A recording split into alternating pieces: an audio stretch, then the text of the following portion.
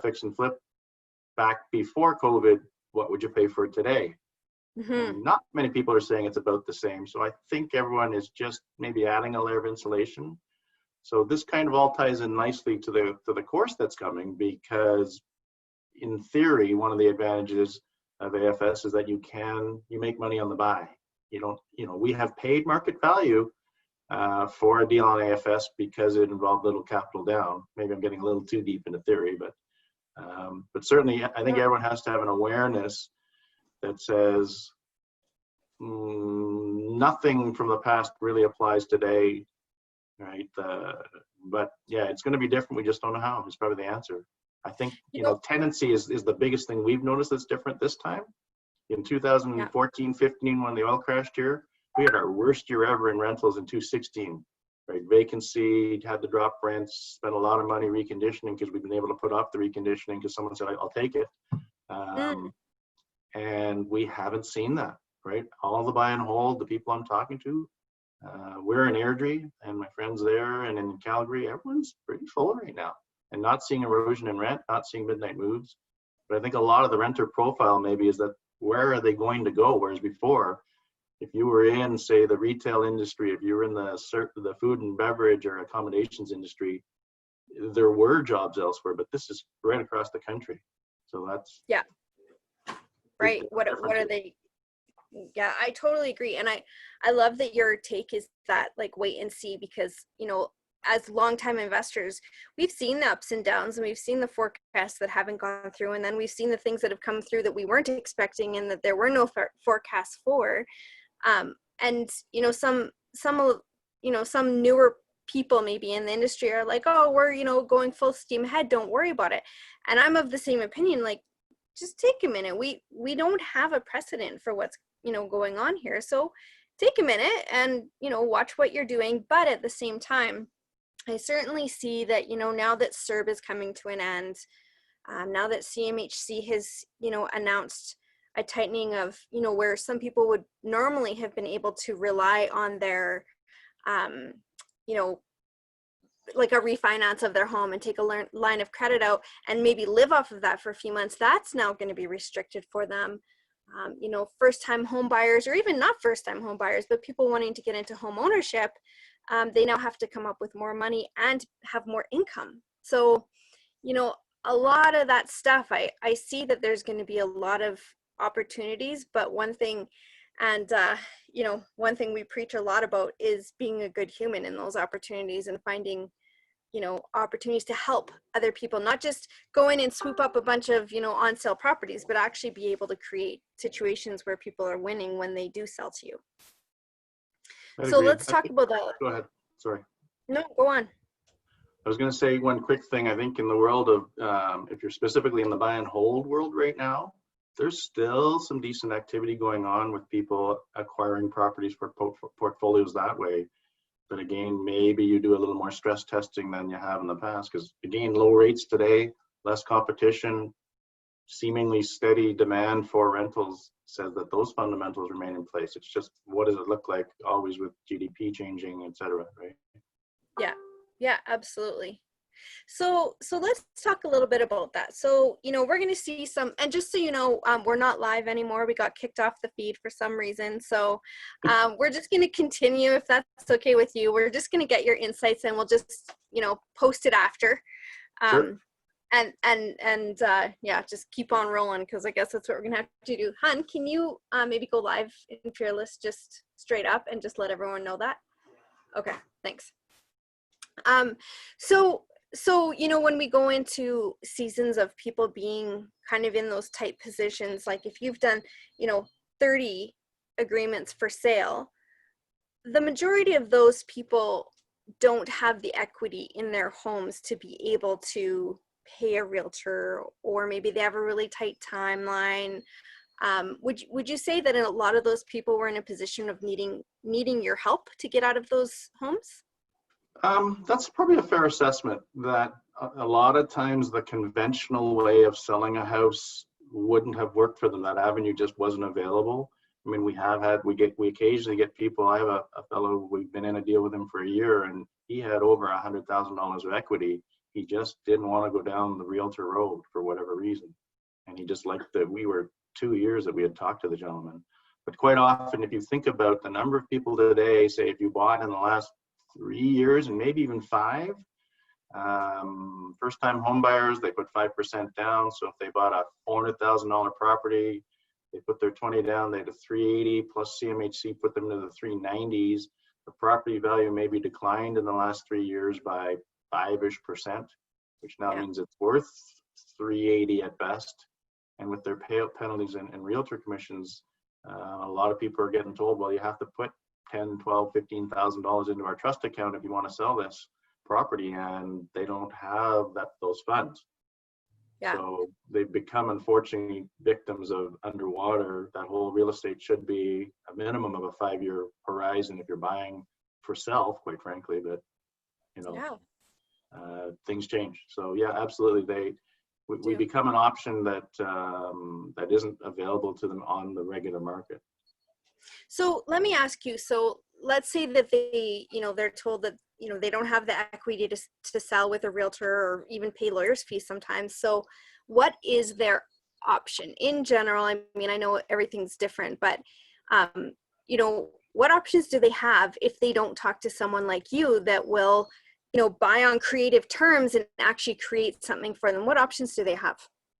Well, traditionally, like we said, they got to put money down, which they may not have, to cover the shortfall. They got to just keep riding it out and hope that the mortgage goes down more quickly, if that's a word, than the market. They have to just rent it and carry on. We see the forced landlords who really didn't want to be a landlord, couldn't sell their property, even in a decent market. Yeah. Beyond that, handing the keys back, which again, there's definitely that pride aspect of protecting credit and what the home represents. You read that in study after study where, people, if something changed in their world and they ran up their credit cards and they maxed out their lines of credit and they even, et cetera, and then finally said, oh my gosh, my home, right? They did everything to protect their mortgage payments at the expense of darn near everything else. And sometimes we get calls from people before that's happened because they see it coming. Sometimes we get calls from people when you hope it's not too late, right? Yeah. And that's, I think that's who I've spoken to. So we didn't do a whole ton of motivated seller stuff in our buying, just because we ended up with really good lines with realtors that had like creative stuff kind of that they could hand to us. But those, when I did kind of foray into that, what we heard a lot, and I still get the occasional call from people who, friends of friends of friends or whatever.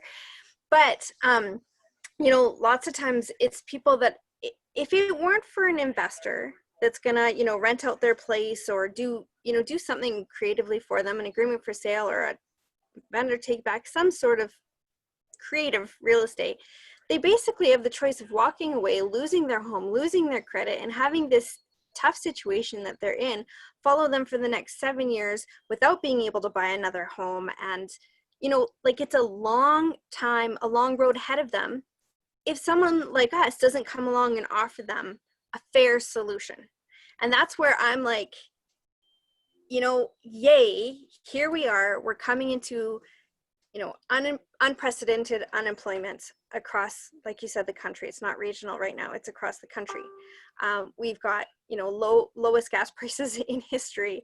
We've got, an unprecedented virus that's created all kinds of, outward kind of things. So we are coming into what I think is an unprecedented time where people are going to need help without this being something that follows them for 7 to 10 years. So that's why we're excited to have you here today, because I'm going to repeat some of the credentials just because for those that have missed it, we've had some glitches going on here. But you've had 30 agreements for sale deals. You've got 32 families in your rent to own program currently. Not currently, in total, that you've helped 32 families get into. They qualified. Yeah, qualified to buy the house. It's amazing. You've put them in a home as a rent to own, and they've gone through the couple-year process of repairing credit, whatever it might be, and they've been able to buy the home as was intended. Absolutely. Yeah. And that's such a good feeling because, again, home ownership is so ingrained in the Canadian psyche that to help people achieve that dream is a side benefit. And that stuff, I enjoy that too. Yeah, the social aspect of it is absolutely there, 100%. You have 19 contracts, rent-to-own contracts in place now. So that's 19 more families that will have been able to get into home ownership or had the opportunity to anyways, because of what you have to offer. Correct. We don't have a 100% success rate. We do say that, right? Not everyone makes it, but we do also tell people who come to us before they sign that said, we will rarely be the cause of what we call a disconnect. So as long as they're doing what they need to do to get down the road towards qualifying, we're happy to sign an extension with people. I mean, we have some people who were supposed to be 2-3 year plans and we're on year 7, 8. Oh, wow. But again, it works, and we'd rather have their testimonial and the success than the house back, quite frankly. Because you get a house back, you're going to spend money reconditioning it. Yeah, right.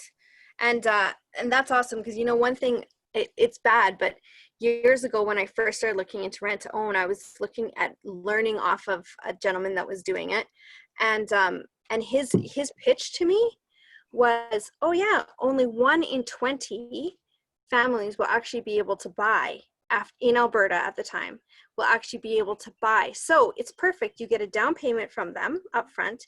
You get extra rent from them for 3 to 5 years. And at the end of it, they can't buy. They're out, and you turn around and you do it all again. And I was like, that does not appeal to me at all. That's terrible. That's a shark. But that's not how it has to be done, right? Oh, we call that lather, rinse, and repeat, and rent to fail.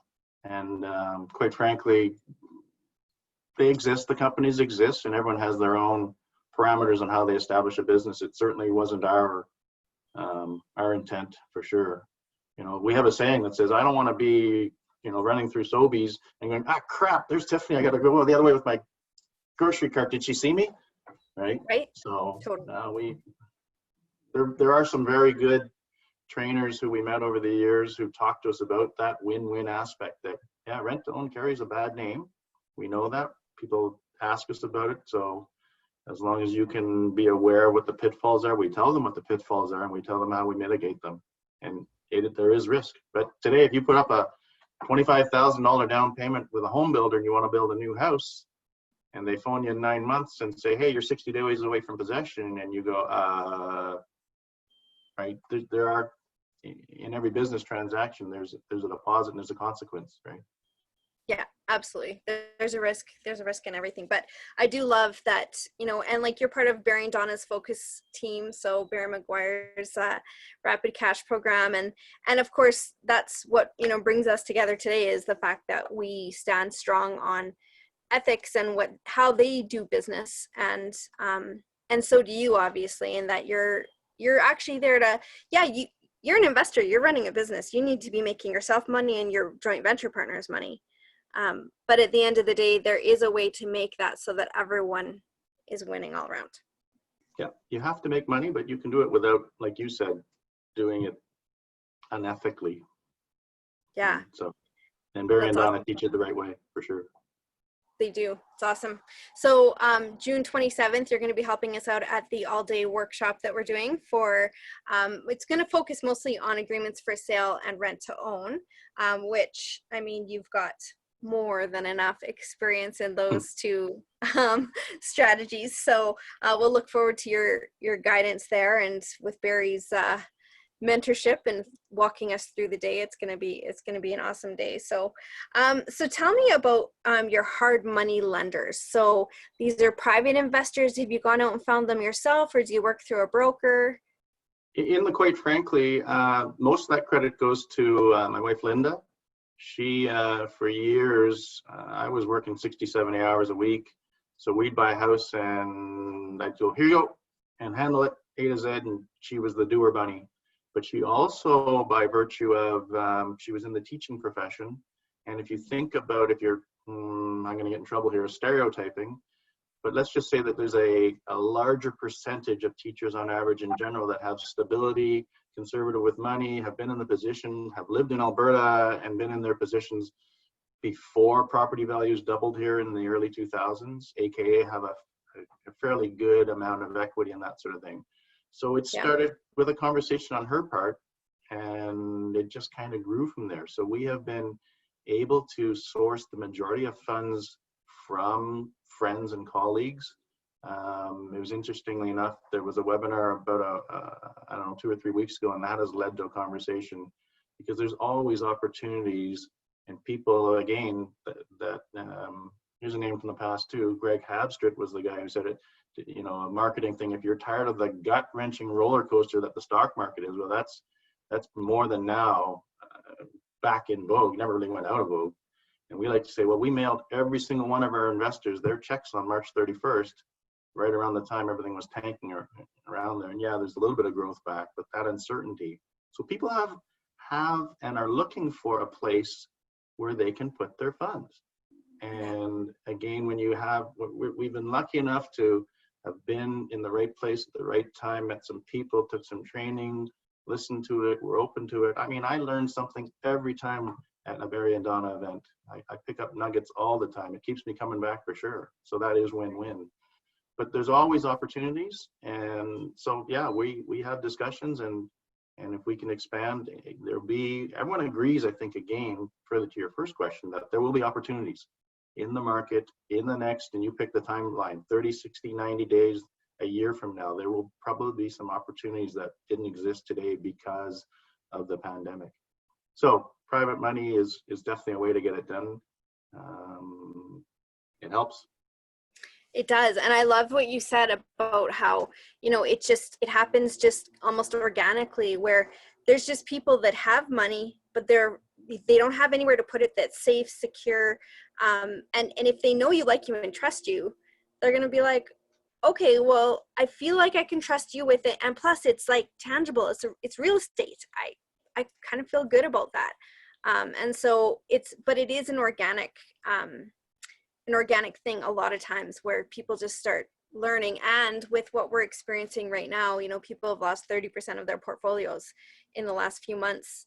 People's RSPs are, you know, at 2/3 of what it was. That's crazy, right? Like, they need somewhere to put it, but we have to be ready. And I think that's like become my new, like, I don't know, I pretty much stalked Barry and Donna because they had another commitment on the 27th, and we had a commitment on the 20th, and we couldn't change ours. And I was like, but you guys, people need this right now. We need to be doing this. And they were like, well, maybe July. And I'm like, we need this right now, because we have to prep as investors like ourselves, our knowledge and our confidence about these strategies, so that when these opportunities do start coming in the next, like I see in the fall, especially, for what I think from what I've experienced, that, you know, CERB is ending next month, and it's going to take a little bit of time, and credit cards will take some time to get racked, but there's going to be people that need help. And if we don't help them, there are sharks that will. So I feel like it's almost like a social responsibility. Like, get out there and start talking to people and give them a good place to put things, because if you don't do it, someone else is going to, and they could end up in the wrong hands. So yeah, we've been known to stretch for a deal in the past, stretch more than maybe we would have, should have, but there's always an underlying story, and numbers are important, but so is the story that goes with it. So yeah, I hear you. Yeah, I love it. And I love the fact that, like, if you bought a property on agreement for sale, let's say, can you give us a quick rundown of what that really means from an investment point of view? Sure. The quickest way that I think I've been able to explain it is a property that has an existing mortgage already in place. The agreement for sale is, and my lawyer actually coined it, is like an effective, keyword note on the emphasis on the word effective, assumption of their existing mortgage. So you take over the entire terms of the existing finance that are on the property. So that's the principal, the interest rate, the payments, all of that stuff. They shift from being the seller's responsibility to yours. So if you've ever assumed someone's lease on a vehicle, it's very similar. You take over all the terms, you become responsible for it. But tied in with that in some cases is how do you deal with the equity, if they have any. Obviously, if they don't, that's fairly simple. And the other parts of how do you make sure that they are protected as sellers, because certainly the number one risk for a seller in going into one of these deals is if I, as the buyer, don't make their payments. And again, so for people who are going, well, how do I show people on that, how to do that in the first one? I can remember when we first started down this road, having to say to people, well, yeah, we just took this seminar, which is not what we said, right?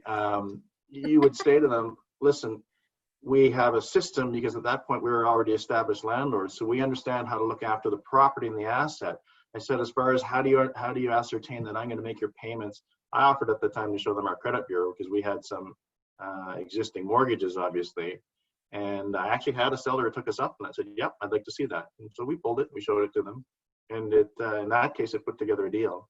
So, I mean, now that we have some momentum, it's very easy to say, well, come down to the office, you can pick a file at random, and I may have to, put my finger over the privacy part of who they are, but every single file we can show you, it represents a deal that goes on. But when you're first starting out, it's establishing that credibility, that trust with people. And, again, it's been taught over the number of years, you can leverage back to your group. You can leverage back to Barry and Donna's group that says, listen, we're investors, we're getting this, we have a few rental properties, but standing behind us, Corey and Tiffany, if I don't know the answer, and there's still stuff today we don't know the answers to, right? Yep. But I bet you I can find you the answer in about 3 phone calls maximum because of the network that exists. And it's just about establishing and letting people understand that you're there to look after them. There's a legal document that's going to explain it. I'm way off topic, but no, that's okay. Nope. Yeah. This is investor talk. The concept of it is on the day you take possession, you become responsible for everything: taxes, insurance, repairs, vacancy, tenancy, and most importantly, the mortgage payments. And then you cash that mortgage out at a later date. It's a version of owner financing. So owner financing, people understand that if you had that same, say, $400,000 property that was free and clear, and the owner says to you, give me $10, $20, $30, $50,000 down, and I will carry you on the rest. Well, in this case, what they're carrying you on is underlined by the bank's mortgage. The bank's mortgage is a portion of what they're carrying on it. So you're essentially taking over those terms. So why is that? How does that work with the lender? Why is the lender, okay with that or have no choice in that? Well, one of the big things that's going to come up in the training is that lenders have in mortgages a due on sale clause. And so they can call the mortgage if they deem it to be a sale. In all the time that we have been doing these deals, we literally have had this many that have been called by lenders. And I think what happens, quite frankly, is if they're getting paid, the mortgage continues on. The payments keep coming. But that said, I know that from having attended enough of the Barry and Donna and seen the content, it will be a conversation that says, you better have a plan B and a contingency if it gets called. Right? Yeah. And we were the same when we were doing a lot of assumptions back in the day. And, ATB, for example, had a clause that, you can assume this, but at any point we may decide to pull this mortgage on you. But, at the end of the day, when we talked to them and went through the process and stuff, they were like, okay, so you've been paying the mortgage for the last 4 years, not these people? We're like, yeah, it's come out of our account. All right, well, we're kind of happy with the fact that someone's paying the bills. So, it wasn't a big issue, but at the same time, like you said, it certainly can be. But so there's a framework and a system for working through and around that's perfectly legal, perfectly ethical. Now, what happens on the sale? So let's say you agree to buy this house from them, like in, June of 2020, you say, yeah, okay, I will take over all payments, like you said, taxes, everything, as of June 30th, 2020. Now, what does the framework look like for, getting out of that deal? How long does your agreement last for? Those the duration of the deal is quite frankly a term that is a point of discussion / negotiation. At a minimum, in a perfect world, you want the day that you cash it out to coincide with the maturity date because there's no payout penalties. But it doesn't always work depending again what your exit is. Some people will do AFS and just roll them into their buy and hold portfolio. They may not ever, right? They may just keep them forever and use takeout financing with their own bank at some point in time. Again, if you think about a house that's a 5% down house, well, as an investor, for you to take it over, you need to come up with a fairly good chunk of down payment. But if you take it over high and the mortgage paid on comes down, at some point in time, you can refinance that and take it over with yourselves. So you want to have, the more time, the better is the easiest way to put it. We've heard of deals where people said, don't care, never going to own another house again. If you take 20 years, you can have it. And most of that stuff gets put into the contracts. We will usually look at if they, for us, I don't know, there's no formula, but say the mortgage is maturing in the next year or two, we really, really want to understand that there's an ability to have an opportunity to renew that mortgage. So touching on renewals are possible. In some cases, a lot of the bricks and mortar type big banks will let you deal with them directly. We do that with a power of attorney document. The 1-800 banks, sometimes you have to involve the sellers themselves directly because they don't recognize POAs, and every bank just seems to have their own set of rules, sort of thing. Gotcha. So you have to keep in touch with the sellers as well, even if it's a long-term kind of thing. You got to know where they've headed to and be in touch with them. And yeah. So now let's say you've done this agreement for sale. So let's say you've gotten money on the buy, you've gotten in for whatever, maybe low cash down or whatever terms it is that were a win for you and maybe your joint venture partners. Now, going into a rent to own, can you take that same house? So I guess I'm framing this question because lots of times, you look at a house and you go, well, it doesn't really cash flow and the numbers don't really work. And so it's a great deal. It's little money down, but it doesn't cash flow. So can you then take that house and turn it into a rent to own and kind of fill in some of that gap? The quick answer is yes. It pretty much has to be that way. And one of the reasons that it really appealed to us was that when we looked at, again, in Airdrie, we're 70,000-ish people, and this is where we focus our investing. And really, it limited you as a buy and hold person when you did your numbers to a very, very narrow segment of housing that made sense in properties as an investor. So that $400,000 single family house just doesn't generate enough cash flow to buy it as a conventional buy and hold. So the part that why AFS and rent to own kind of work hand in hand is that on that house, the tenant will pay rent, but they will then also pay you an option credit, which then takes that negative cash flow property and moves it into a minimum cash flow neutral. And in a perfect world, obviously cash flow positive type property. And really you're taking your profit in chunks today is what the option credits represent. That becomes, it's the tenant's money and it forms part of their down payment when they qualify. So absolutely, it allowed us to buy properties that we would never have looked at in the past. Right? Yeah. And I think that's the beauty of it is AFS on its own can be great, but your options can be limited depending on the market you're in, unless you combine it with another strategy. And I'm just going to kind of touch on this. So you've got joint venture partners that have, you've done some of these with, you've got hard money lenders that you've used some of the money to do on some of these RTO deals, AFS deals, agreements for sale. Now you've gone and turned it into also a rent to own.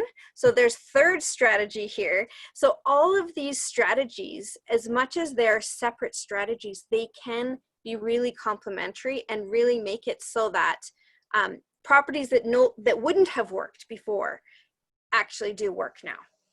That's right. Stuff that we wouldn't have considered 12 years ago, we look at daily right now. And you think about it, a joint venture deal doesn't necessarily have to be a buy and hold joint venture deal. It could be something, in our case, we only have one joint venture with 2 properties in it. that is buy and hold. The rest of them are all part of our so-called quick turn rapid cash stuff. And that again is a morphing of a strategy. You buy a property, reno it, put it into your joint venture investor's name, refinance it, exit the property via rent to own. So really in those deals, you're manufacturing your own kind of AFS, quite frankly. Well, and you've got like a bit of a burr in there as well then. So, yes. I mean, right, you're just kind of transacting. And I think that's the beauty of what I love about Donna and Barry's stuff is that when you go to these workshops, so we haven't been to one since 2014. But, you know, when you go, you get all these, it's transaction engineering. It's like, well, I've got this is my situation. What can I do? And right now we're selling a property of my dad's. And I am having so much fun with it. We haven't sold a property in a while. And I'm just like, look, if we RTO'd it, or if we did this, or if we added a VTB, or if we, like, it's like, oh, I miss this stuff. You know, I want to like get back in there because it's pretty fun to get creative, but you have to know the basics. You have to have a good, you know, foundation of it. And so having you letting us pick your brain is just awesome. So thank you for that. I want to talk to you about one thing that I'm really passionate about, and that's, you know, our company name, the newest company name anyway, the one that we started 3 years ago, is called Investor Life. And the reason we call it that is because we do believe that so many people, we saw so many investors come and go over the years, and, you know, they worked because it's a hustle. We got to work. But the game was hard on them, and it took them out of the game before they were able to reach that true reason why they initially came in, whether that's, you know, travel or spending time with family, or they ended up going back to work or getting out of the game. But you guys, you and Linda, tell me a little bit about your investor life, because I love watching you guys. I really feel like you're a great example of a good balance. And to me, that's what it's about. So tell me about your guys' life. We're pretty fortunate, I would say. I was one of those people who said, I'm going to work till I'm 75, right? And because I enjoyed what I was doing, I loved working in the car business for years. Again, there's an element of that deal making that's very, you know, it translates well into houses. Houses like cars with just more zeros, maybe. But by the same token, my father died young. So I have that recognition that tomorrow is not necessarily always there for everyone. So the ability right now, we're fortunate enough, we get to spend time away. In the winter, we usually take a minimum of 8 to 10 weeks away, and we're down in Oaxaca in the south of Mexico. You can run the business remotely because over the years, we've been able to establish some relationships.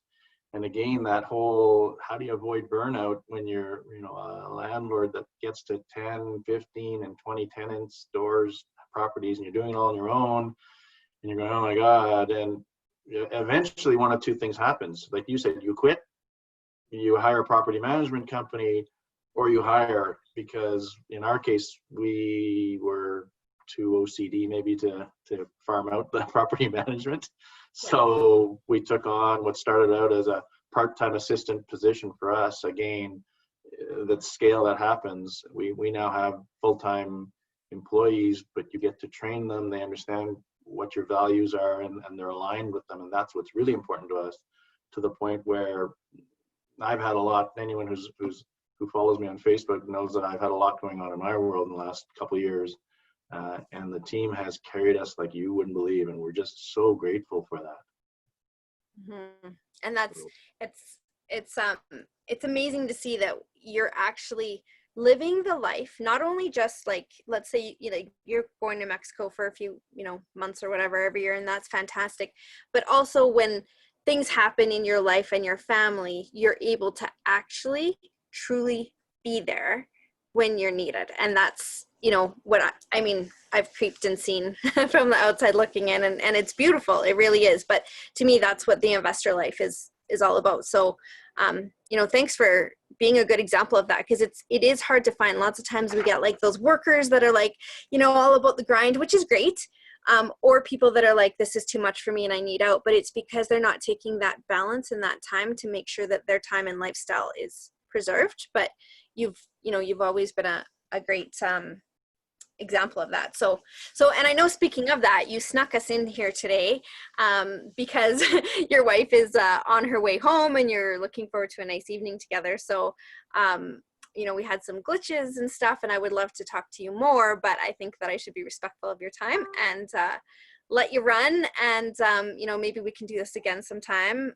But really, really appreciate your insights on agreements for sale and rent to own and joint ventures and hard money lenders, and how all of those things can work together. And the best part about it for me is that you showed us that there's a way to do this without being a shark, and by, you know, giving 32 families, you know, have qualified to buy the house that they were renting from you. Like, that's beautiful. And so, yeah, I aspire, I've never done rent to own. I'm going to do one because I want to experience it.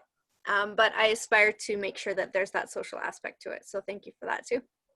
My pleasure. You betcha. Anytime. And one of the benefits, I think, of that course on the 27th is there's content being taught.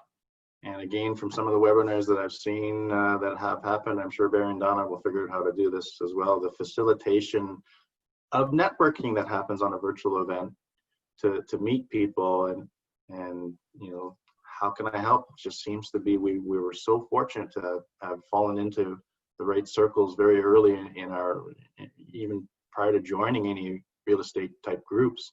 We just were given some good guidance, and someone very early said, how can we help? And that's what moves everyone forward, because the chances that everyone's going to compete for the same tenant, that happens, or a property, it happens, but it's pretty rare. There's so many opportunities out there that collectively everyone gets better, and that's what I like about this community. Yeah, absolutely.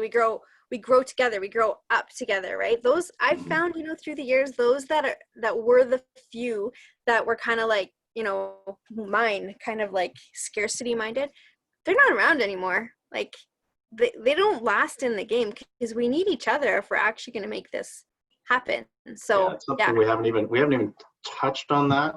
But one of the things that we did very quickly coming out of some of that training on these non-traditional ways of buying and rent to own and stuff like that is we got involved into a mastermind group quite early out of the chute.